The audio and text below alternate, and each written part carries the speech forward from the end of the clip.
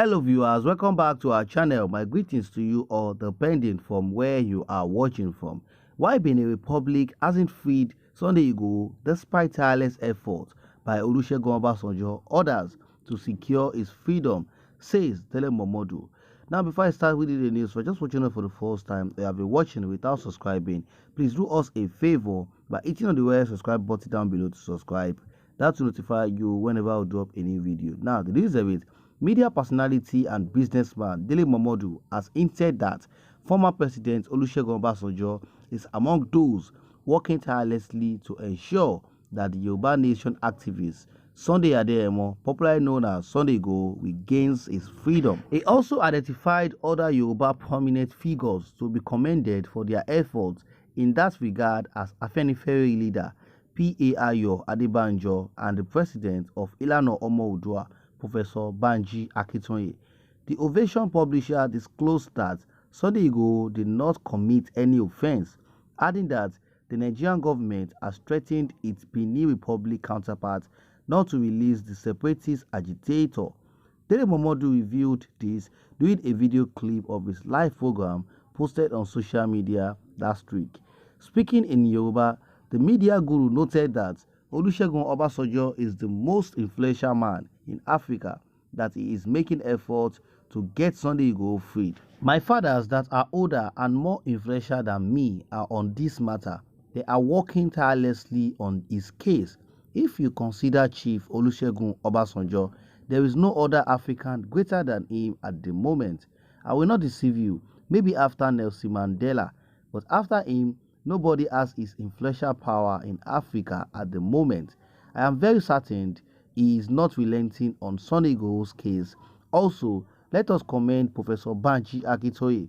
As old as he is still working tirelessly as well.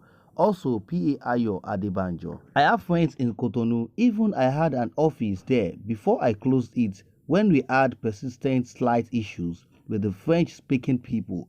I still talk to my friends there. They tell me some deep things and gave me advice, Momodu said. He said the Beninese government depends so much on its trade with Nigeria, identifying it as the reason why the president Patrice Talon had not freed Sunday Igboho. Dele Momodu, however, said he prefers that Sunday Igboho should remain in the Benin Republic than be extradited to his home in Nigeria. Nigerian government is threatening the Benin Republic, that is the truth, and they are still dependent on Nigeria economically in terms of trade. About 80 to 90% of Benin Republic trade is with Nigeria. That is why the country has not allowed Sunday Igboho to go. He didn't commit any offense.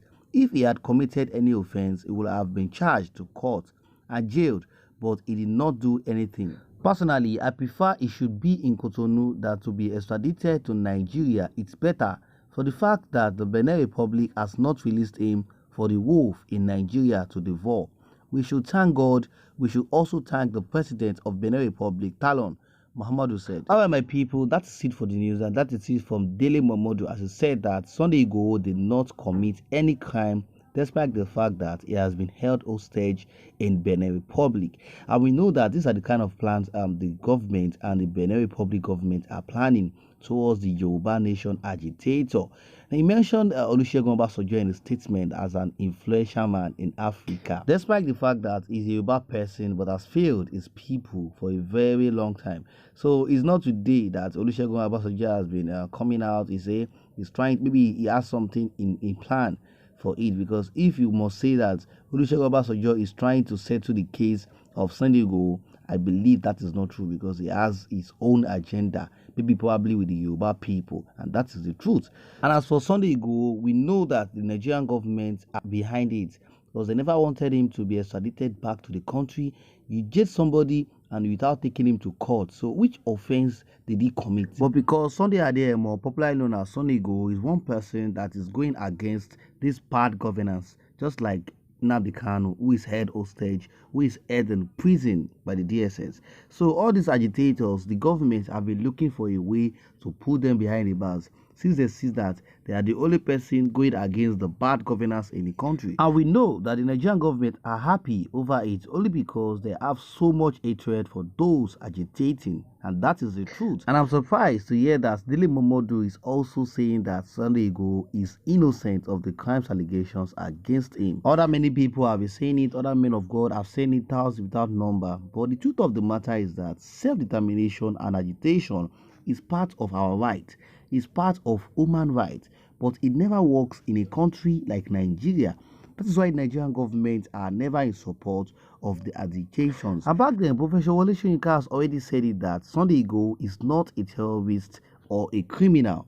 Everything is just based on how the Nigerian government are handling the people fighting to be on their own, people fighting to get their freedom, people trying to build another nation, but the government are against it. So many citizens and other Nigerian personalities have been reacting against the way the Nigerian government are harassing all these separatists who are agitating. But in as much as all these things is done in a peaceful manner, I don't think they need to be criminalized due to the human rights law every citizen has. And we are not surprised that the government are taking the laws into their hands, and they have been doing it for a very long time. Our constitution, the human rights law, is no longer effective. So they now think the best thing to overcome the solution of this high rate of insecurity in the country, you think going against the separatists, going against these people agitating, will solve Nigerian problems that we're facing for years. And the government have forgotten that so far Nigerians existed today is because some people died for it, some people fought for it, and that is the truth.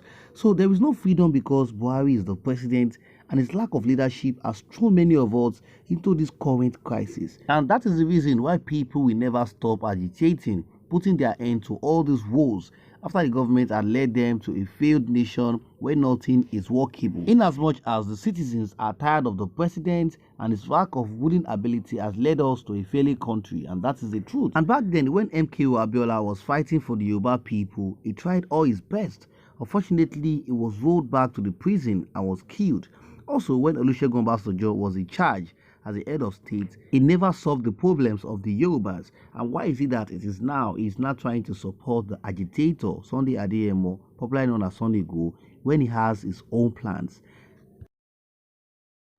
And it's so unfortunate that the freedom fighters who have caved their life in actualizing the freedom of his people, fight for their people, protect their people, they are the voice of their people, the likes of Mazi Nnamdi Kanu and Sunday Igboho, popularly known as Sunday Igboho, who are illegally arrested and put behind the bars without justification.